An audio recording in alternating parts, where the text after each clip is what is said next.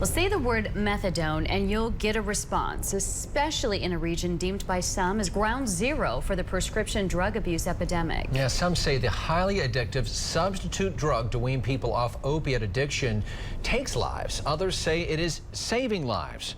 Crossroads Treatment Centers is the latest group to apply for a certificate of need in Johnson City, hoping to be the first to offer methadone treatment here in the Tri-Cities. Kylie McGivern began her investigation into Crossroads Treatment Centers nearly a year ago and uncovered documented reports of patients falling through the cracks.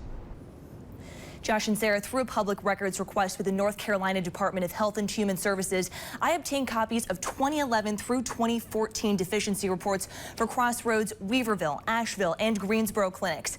Among the hundreds of pages, penalties for failure to protect patients from harm, abuse, neglect, or exploitation, failure to ensure state and national criminal record checks for employees within 5 days of hire, inadequate training, dosing errors, and failure to ensure client program compliance.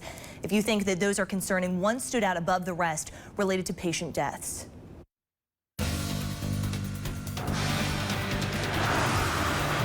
It's 4:30 in the morning. 50 to 70 miles outside the Tri-Cities. Long before the sun rises, the hazy glow of these lights provide what some would call a beacon of hope for those whose lives have been consumed by darkness. Nobody grows up saying, oh, I want to be an addict. Many consider it the underbelly of society, a population consumed by addiction cast into the shadows. According to state documents, for at least 300 traveling from the Tri-Cities, the day starts here. 5, sometimes 6 times a week. At a Crossroads Treatment Centers clinic that provides methadone, just across the state line in Asheville or Weaverville, North Carolina. I'm only 26 years old, and this clinic has saved my life. Many patients say the travel along the highway keeps them off the streets. It's a wonderful thing. But the commute presents real challenges. I spend probably about $120 a week in fuel coming over here. There's a choice sometimes between driving that extra distance and eating. Crossroads hopes to eliminate the travel barrier by opening its 10th clinic in Johnson City. In a lot of cases, it is the only treatment option that can keep people away from IV drug use, putting medications up their nose, doctor shopping, stealing to buy drugs.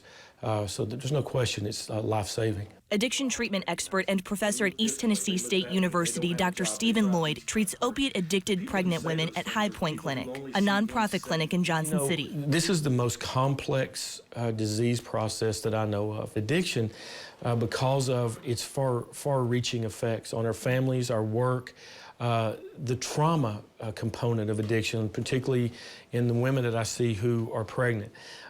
These are very complicated issues. While he says there's a place for methadone in the Tri-Cities, it's a powerful drug that needs to be regulated and comprehensive treatment done right. I mean, what kind of certification do you have to have in order to treat addiction? You know, it is the Wild West out there, Kylie. I started digging through public records from other states where Crossroads operates and found a state inspection report from Crossroads Treatment Center of Northwest Georgia. The report from November 2012 reveals 12 of 14 appointed substance abuse counselors were not certified or trained to provide addiction counseling services. A state interview with the clinical director documented in the same report revealed, quote, I was not aware that you need certification in the state of Georgia. I thought a high school diploma was adequate. We hire our counselors and employ them as in training. Then, within a 139-page statement of deficiencies for Crossroads Greensboro Clinic dated July 2013, I discovered this. The facility failed to implement its discharge policy, but according to the records, this was much more than a simple oversight,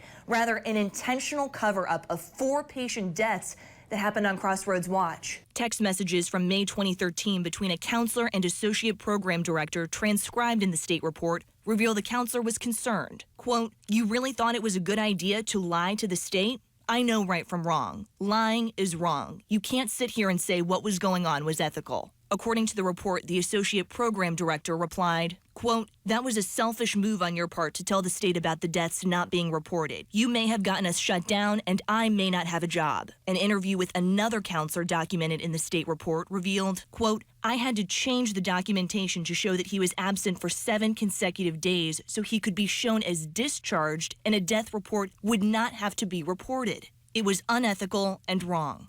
A state interview with the corporate director of clinical practices detailed in the same report confirms Crossroads of Greensboro discharged 4 patients after they died. The causes of death are not mentioned in the report. A letter from the state to Crossroads dated August 2013 indicated the State Department of Health and Human Services issued a $20,000 penalty for violation of the Protection from Harm, Abuse, Neglect, or Exploitation, and an intent to revoke the Greensboro Clinic's license. However, that intent was later dropped, allowing the clinic to keep its license and work out a settlement agreement with the state on the fines. Back in Weaverville, for the hundreds making the trek to treatment, it's a journey they hope comes to an end with the beginning of a Johnson City clinic. I have a job, I have a husband. This clinic, it helps us and everybody here to stay off drugs and to stay on the right path.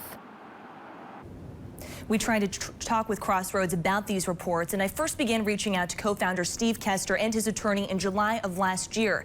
Kester never got back in touch with me. Then in the last 3 weeks since Crossroads applied for a certificate of need to open a clinic in Johnson City, I've called Crossroads corporate office, its attorney and CEO numerous times and sent several text messages as well. Last week, the CEO, Rupert McCormick, finally replied with a text that simply said, quote, "My on-the-record response at this time will need to be no comment at this time. We look forward to discussing soon," end quote. Josh?